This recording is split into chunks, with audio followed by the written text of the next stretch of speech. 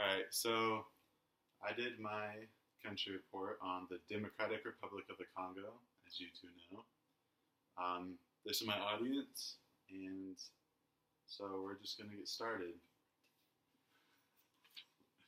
All right, so first I wanted to talk about how um, our development dollar. So our first day in class, we all had a dollar sitting on our desk, and so we all thought it was just for ourselves. And so, beginning of class, he goes around explaining it. He goes, all right, so this dollar is for you to spend on your country. Not like food, don't just go donate it, but it has to be able to benefit not only your country, but you also. And so he gave us that, and he gave us certain rules also. Like, he told us not to spend it on ramen, nothing like noodles or food. We can't go out and bury it and save it. We had to actually be productive with it and actually use it and actually think of ideas of what to do with it. And one of the things that I thought about was actually using it for my education, because in my agriculture class, we talked about how there's internships that BYU does. They go down to Africa and they actually teach people there how to crop effectively and how to use those resources for better things and how to just the crop information that they don't know. And so I decided that I think one day I will be able to help donate and help people out there, because I'm going to go into crop production and genetics of crops. So I'll be able to help them out in their environment that they're in. All right. So next we're going to talk about some of the questions you guys had for me. So one question that you asked was, how does the mortality rate of mothers dying during childbirth in the DRC compared to that of the U.S.? Yeah, that was yours. So I had to look that one up because I didn't know exactly, but I have it right here. So the Congo, their death rate. So the deaths for the Congo is 540 per every 1,000 live births. Wow. And for the United States, it's 21 per every 1,000. No, it's not more than half, because half would be 100. Yeah, it's half. Oh, no, you're right. So half the women die in childbirth. Over half. Over half. That's so sad. 540. Can I ask a question? Yeah, go ahead. Is it because the doctors aren't trained, or is it because the equipment in that room is not sterile, or why are they dying? Isn't it because a lot of them can't afford to go to a hospital? So they don't have the prenatal. A lot of it has to do with their health, and so when they're giving birth, part of it is they're not ready to give birth, Right. and then also, because they're not really near a hospital. I was doing an assignment for this class, and I tried clicking on different parts, and it's just all jungle like that. The Congo's huge, and so they don't have a nearby hospital, so it is always someone local there just giving the birth. So Like I'm sure if they went to an actual hospital, It would it'd be better at least. Right. Well, because probably But it's like C-sections some don't happen. local It's like, doctor. right. Right. So think of all like the babies that come out for each here, anyways, that they have to be C-section or Right. something. Right. That the mothers would die as part of the That's childbirth. so sad. That's super sad. Because they might come out the wrong way. They don't know because they're not near a lot of technology. Right. Being a third world country, so they don't have, what is it called? Ultrasounds. Ultrasound, yeah. I mean, in the capital they do, in different cities, big cities like that, but Probably not very many of them though, because it's so expensive. yeah. Because I was looking at a map the other day, and there's some statistic or something I saw that it fit the rest of the world inside of Africa. So like the United States would fit inside the Congo and a little bit more. And Europe would fit up there, China, and everything would fit inside Africa. I mean, a lot of times we don't realize how big Africa actually is. Yeah. And so, it's just too big right now for them to be able to control that and be able to actually have good health care, I guess you can say. That's so sad. I mean, look at what we have. I mean, I'm using my iPad, and we used to have all this technology. So yeah, that's what that answer is. So they're 540 deaths per thousand, Wow. per 100,000. That's better. Yeah. That's still horrible. And there's only 21 in the U.S. per 100,000? Yeah. Okay. That's still horrible. 21. No, 500.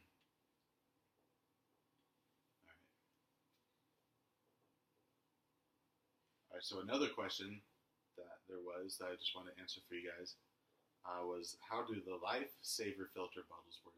Because I mentioned that in one of my articles. And then there's other questions like, are the filters inside the bottles? Do they need to be replaced? And is there a risk that they could spread disease and become unsanitary? We talked about this a bit before this, but the Lifesaver bottles, I talked about how they have a smaller entry plate so the bacteria and viruses can't get in. So what happens is, the filter is inside, and so there's a pump on the bottom. You pump it about 5 times, and it's clean. You just pop it open, and it's pure water. You can drink it. So what happens is that as soon as the filter is broken, it won't allow that water to exit. Oh, that's good. So even if it is broken, you can't, like, the pump will stop, and you can't exit out. No water will be able to leave the bottle. And so they'll have to dump it out, and it comes with a replacement filter. Okay. And it's for every 400,000 liters that it has to be replaced. Or 40,000 liters that has to be replaced. And so, yeah, that's what that was about. And so, yeah, I mean, that was a question, too, about it being unsanitary. The only thing I could think would be just if people put their mouths on it. Because Right. it covers everything else. Yeah, they definitely have to teach you how to use them and why water needed to be clean.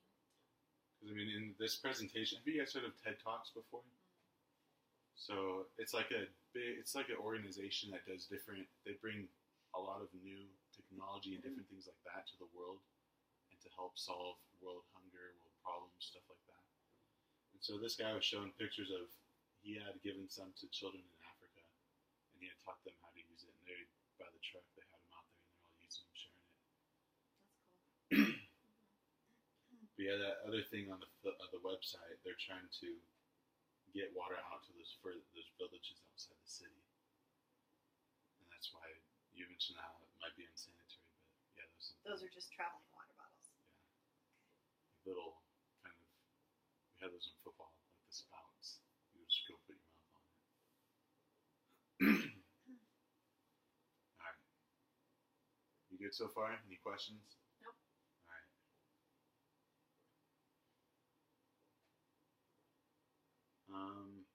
All right. So another part in our class. This is just going to answer one of your questions because I've thought about it too. Our teacher told us to think about what's a way we can create sustainable energy. And so, I mean, sometimes we think of the big things, we jump to solar power, big power plants, things like that. And he showed us this video of how, I don't remember exactly how it worked, but they put bleach. It was like a bottle with bleach and water and some other chemical. And so it would soak in the sun, and so at night when they bring it inside, it would light up the house. And so the bleach kept the water clean, so that way it didn't fog up and get nasty. And that chemical also helped light up. That's crazy. So just small things like that. He also told us to think of, maybe we have a hobby that we do. I know one of the things I do is, I don't know, I don't really have any big hobbies. Do woodwork, I do wood shop. Sometimes. Fishing. It's still recording.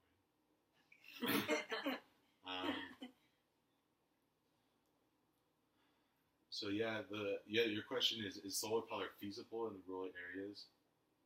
It would just be really hard to get them out there and get it going, So it could be really expensive. Yeah. and it'd That's what be I really mean, too. expensive. Yeah. Because I mean, the Congo is because more northern Africa is all the desert, so they would have plenty of room. The Congo is more of like jungle and things like that, and it would just be really expensive to start that all up. And you'd have to bring people from the states to do that because they don't know how to get that. And really, all they need is light. They Yeah. don't need.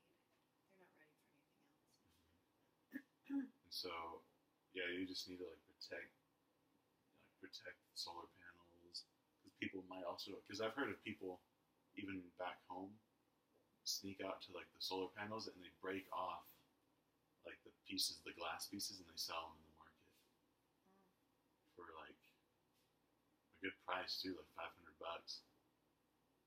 That was out there by what was that?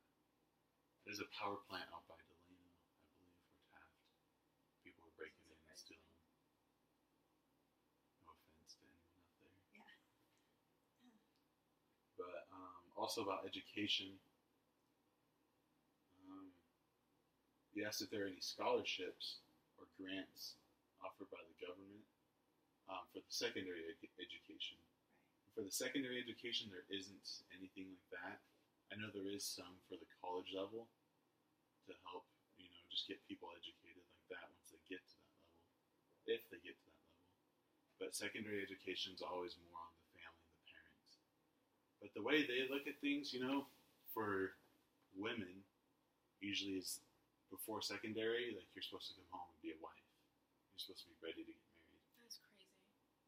Okay. So think about what is that? Sixth grade. Secondary? Yeah, sixth grade. 6th grade. And so by the time you're like 16, you're supposed to be ready to be providing and be a mother. So it's just a different view. We see it as weird and gross, but I mean that's how they grew Right. up. That's how they were raised. That's how it is over there. It's just different, a different part of the world. Well, in the early United States, it was like that. Yeah. So you're married at 13 now? 14, 15, and 16 wasn't unheard of in the early 1800s since we've been doing church history. So that was just education. They just didn't believe in it. Yeah. Sad. You're just lucky you made it to 20.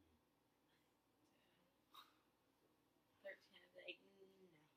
But yeah, I mean, there were some stories that we read about girls that wanted to continue their education, and they wouldn't have any help from their families because the mom just told them, just come home, it's time.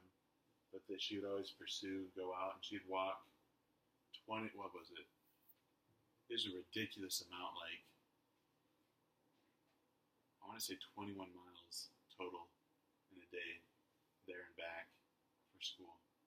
Because there's no transport, no bus, and nothing like that. So, I mean, it's a completely different world over there. I guess what do you do with it too? You know what I mean? You get your education and then you come back to your little village, and it's not applicable to day-to-day life. So I know a lot of the institutes or the colleges they have there are for science and medicine. So and agriculture. And Nothing you do else. that and you make more money. Because I mean, they don't have majors in art No. or anything. I'm not gonna. Psychology. Yeah, Well, what would they do with that? yeah. They won't be able to do anything. It's just like in Honduras. Like when I was there, all the institutes were of science and of different things like that. To help them. Yeah, Makes sense. That makes sense. I guess we're just lucky here. You live how you want. You choose what you want. Yeah. Any other questions I can help you out with? Nope.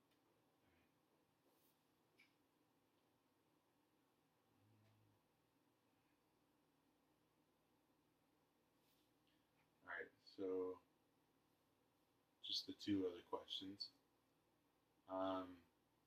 You asked, do you think the problems in the developing world that are related to poverty, hunger, and education can be solved? Well, what do you guys first think? You think that poverty, hunger, and education I problems think can be that the solved? world has the ability to solve them, but that it's really hard for everybody to come together and solve those. You know what I'm saying? Like, I think that as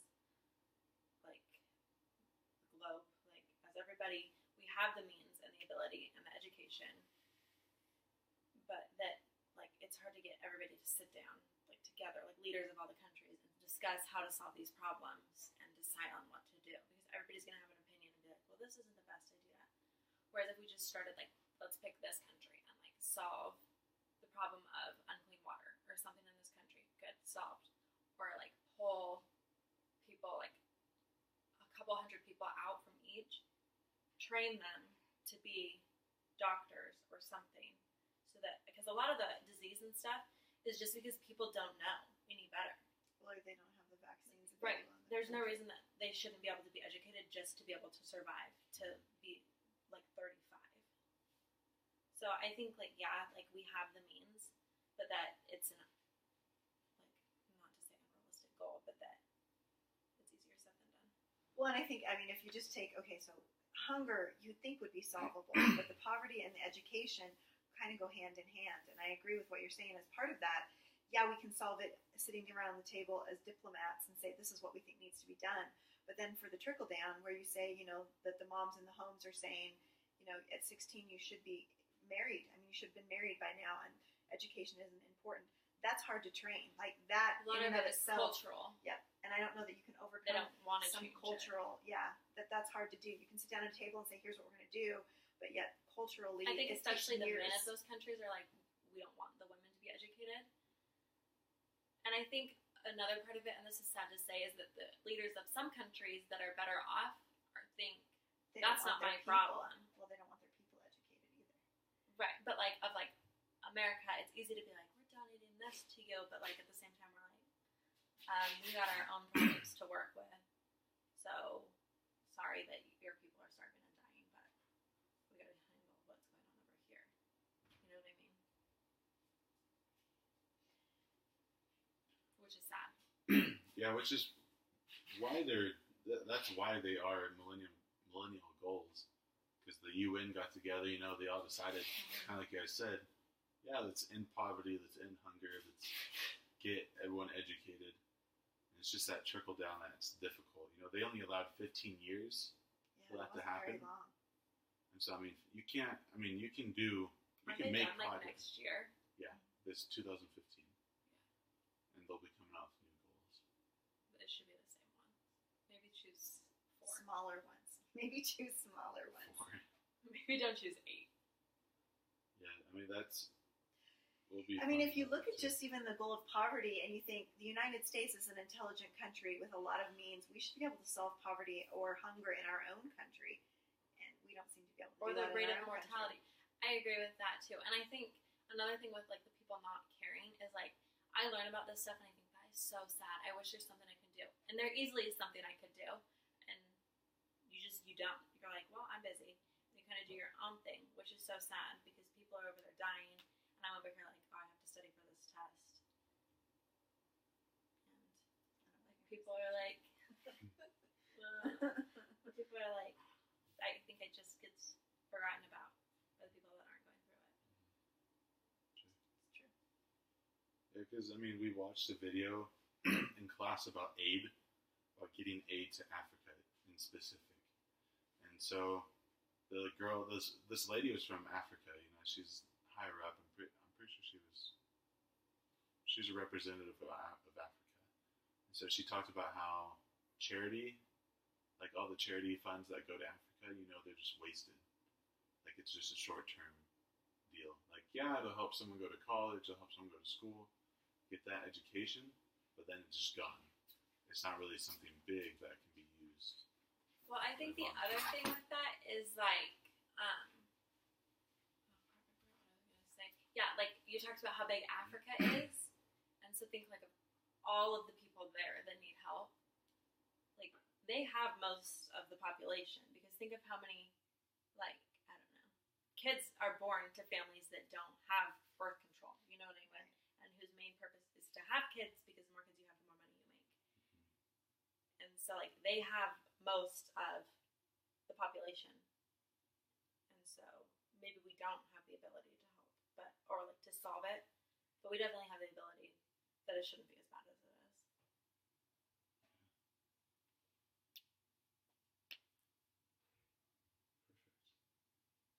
So, do you agree that poverty and hunger and education can be solved eventually? I think it could, but I don't think it will. But I'm a cynic. Yeah, you are. I know. I'm a realist. Do I believe that I have to say I'm kind of a cynic on this one too. I don't know. I don't know if people ever will. I don't think that the right people will ever. I don't know. No. I don't It think could. It's possible. Always. But it won't. It's just a lot to. It's a big, See. thing to take on. I mean, if you think about all the people that actually have a grip on their own country, Yeah. Well, and There's what's just so defined many as more. poverty? yeah. You know what I mean? Right.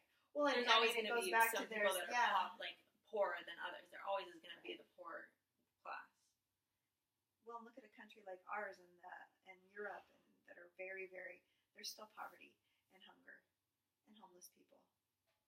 So part of it comes from within inside an individual, and I don't know that you can ever solve that. That it would have to be something that would come within them, that they'd be willing to do what it would take in order to overcome the hunger and the poverty. Otherwise, you're always going to have it. And I think a lot of them are like, I don't care. This is the life This is I the know. life I've chosen, not necessarily Chosen, but but are expected to live.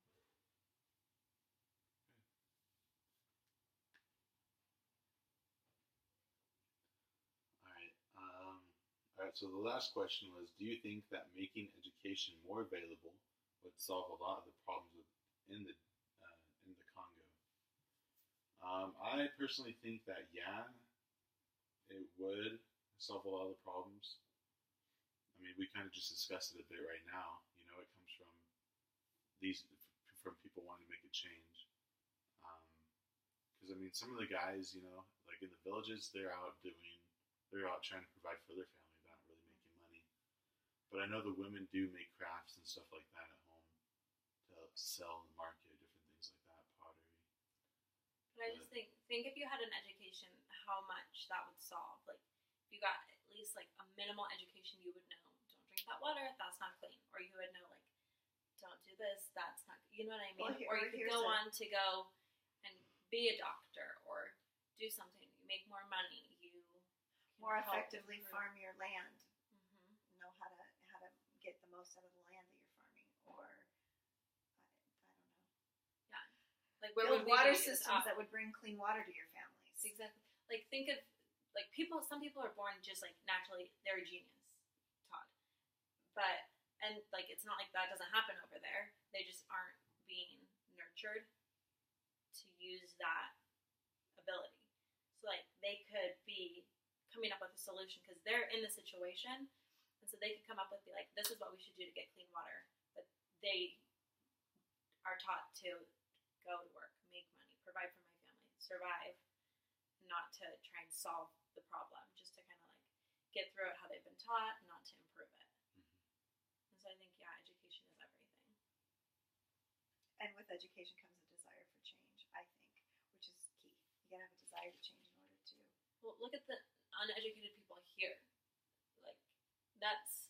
It reminded me a lot of the South, which I know I had a friend in the South, and he would talk about this all the time, and he would say that, you know, it's a perpetual thing, that you've got people that have lived in poverty their whole lives, and they're handed free college educations, and they have no desire to even take the free college educations because all they really want to do is continue with the life that their family does, and so they're perpetually in this cycle that they choose not to get out of in a way, and yet they know no different because there's no education to show them that there's a better life or a better way to go.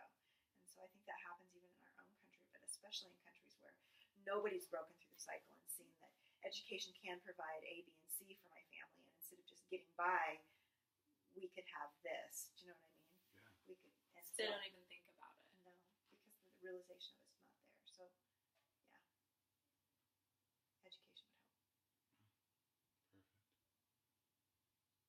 Perfect. All right. So there's just a question I have to ask or like answer for you guys. It's what is the future of my country? So the Democratic Republic of the Congo. The future of my country, I would have to say, first, I mean, it has a lot of potential. First off, and because I mean, there's I don't know, have you guys heard of the black area No. in Africa? So there's a black area, not for race, but due to the inability to enter that area because it's just so dense and so there's no roads that go there. Like that's where, because the Congo is known for its mining, diamonds, gold, copper, all that stuff. And so there's a lot of resources in that country that the world can use, but there's no way you can just fly in, fly out with all that machinery that you need. So there's this black area of natural resources that can be used. Because I was just reading today, like the Congo has what is it, $32 trillion worth of resources that no one can access due to this area. How is that even possible? It's a giant, That's crazy. it's a giant country. $32 trillion. And they're poor. They can't afford to bring in. That's what you're saying. The Yeah. equipment What I'm instead of saying the is, how haven't? I mean, the world is greedy. How hasn't people like jumped on that? Well, I mean, you hear of like people like you see in TV shows are like, oh, I got this plan to go to Africa and get diamonds and stuff like that. But I mean, it's not. There's nothing really organized going into that kind of cause. I guess people don't want to kind of tap into that because something else, a problem can be making a road. Yeah. It could cost them more to get in there than they are able to get out. Yeah. I mean, not. It could. Probably could. Because it's not like you're building a road from Rexburg to Idaho Falls. Right. You're building a road cross country even more. I would think there'd be governmental red tape too, where the government owns the land and the resources, and the people with the money and able to come in with the machinery to get it. And that's what I'm saying is, why isn't the government doing that? Because the government doesn't have the money to do it. Yeah. It's a poor country. And the people that do have the money don't own the land, don't own the resources, and there's no. The government doesn't want to forfeit the resources because they know they're there. That makes sense. I mean, I feel like there is a future for my country because that's the main thing right now is the roads and connections to everyone. Like they don't have electricity. Like electricity is a problem first off, and then transportation is a problem, and then you have just like people don't have internet over there unless you're in a major city, and phone like even cell phones people don't have that access either. And the poverty rate over there with when you're earning less than $1.25 a day, and you just can't do anything, or you can't do very much. And so, I mean, I just think it'll take a lot of time, because I know the UN is helping out down there with ideas and helping that country, and I know they're regulating the government too, because they give them money, for all these plans and stuff, but I know they're corrupt. And they'll spend it on other things or they'll pocket it. And so they've been trying to regulate that, so that way no one can do that.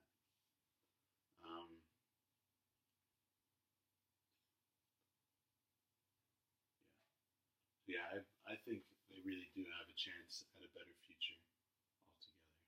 It's just going to take a lot of time, like we talked about before. So yeah, kind of as we discussed, that for the direction of globalization, for globalization in that term, to be a globalized country, you have to have, how do I put it?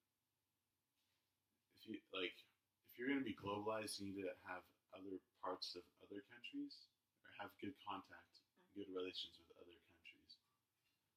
For example, look at us as the United States. We have different cars. We bring in cars from China, Japan, wherever they're created from, Europe.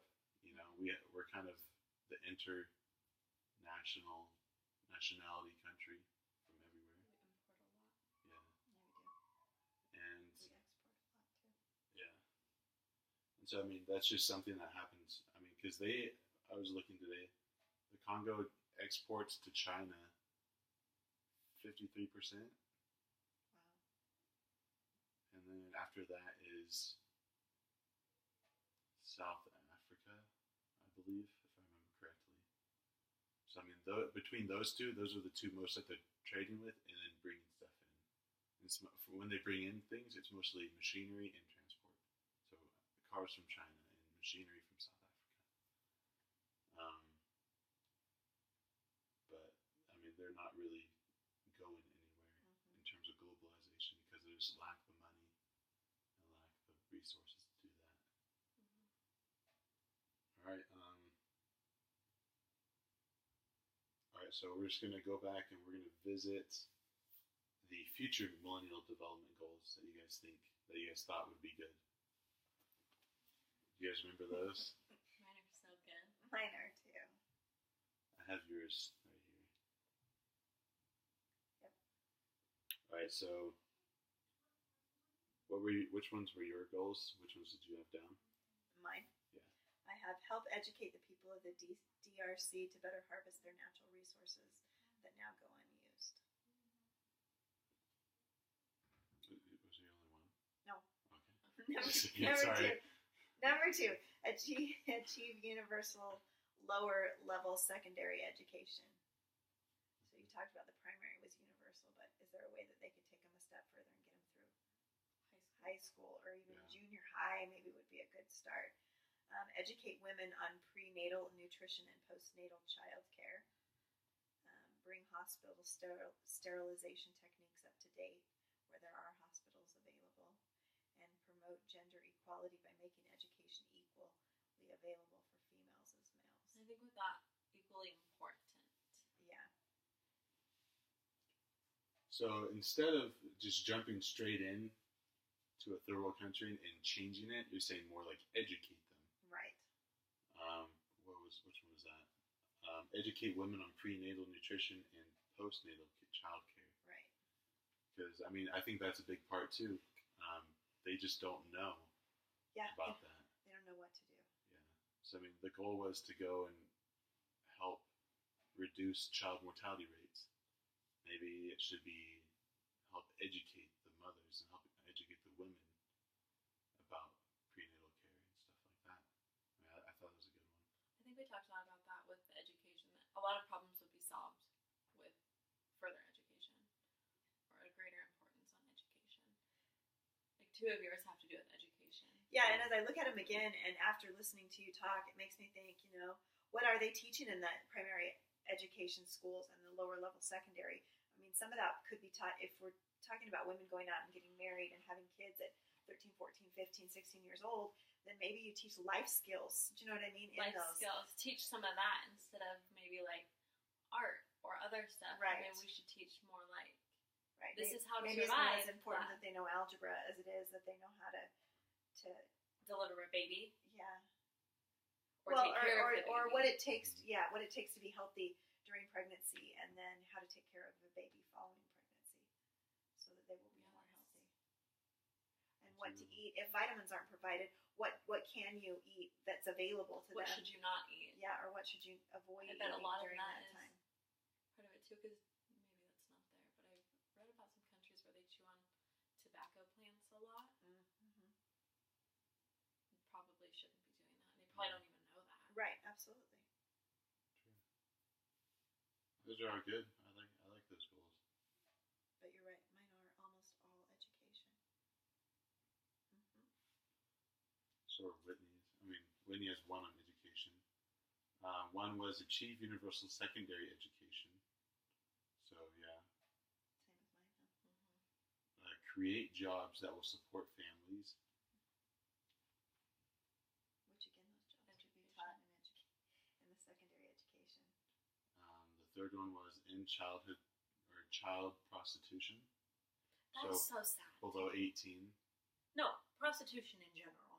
Well, I mean, child prostitution would be considered below 18, but yeah. Because, I mean, we talked about in class how who was that? There's a country. The TED Talk that you listen to? Oh, yeah, we talked about that. But then there was also another student doing a country where the children are just used for like prostitution. Oh, it's super common. Yeah, It makes me sick. yeah, it's just something that's really it's unheard of here, but it's It's like common in normal all there. there. I mean, That's just sad. I kind of think of Taken, Yeah. how they just had that huge camp of girls that they would kidnap. That really is what it is. Yeah, So sad. and yeah, there's a TED talk from a lady from Africa, from the Congo actually, and she's talking about how that was a goal that she wanted to do. Was to eliminate prostitution. Yeah, where they eliminate child prostitution and molestation and things like that. Yeah. Rape. So sad. So sad. I mean, I think that's a really good one too. I mean, that's kind of what they talked about a bit with one of the goals, but it wasn't really a primary focus. I think that'd be a good one to end too. All right, number 4, make hospitals more sanitary and as advanced as possible. I think in order to do that one, you would need. Exactly what you said. Pretty much. Yeah, it's very similar. Bring them up to date. Bring them up to date. Yeah, with the sterilization techniques. But I think if we're not going to have big hospitals, why not have them be as advanced as possible so it's like one-stop shop? Or at least as clean. I mean, you think about the World War II hospitals and the things that they came into during World War II and how many people died with the lack of sterilization. Like if they could even just make sure and sterilize what they have instead of trying to bring them maybe up to date. Most diseases spread just by things not being clean. Right. And that's so easy to fix. Just Right. sterilize it. Right. When you have clean water and stuff. Which is part, yeah, if they could just bring the techniques in. Number 5, create sources of clean water or filters to clean the water. Encourage development in agriculture. That's just everywhere, not just the Congo. Improve international relations and stop domestic violence. So those are all good goals too. Absolutely. To focus on the women. Yeah, because I mean, They got the short end of the stick. in parts of the world, yeah, like in all the poor countries, they just have a different. View of They're it. not respected at all. Right. Yeah. Be glad you're born in the United States. Right. I mean, that's all I have. Do you guys have any more questions? Nope. All right. Thank you. Thank You're the you. best.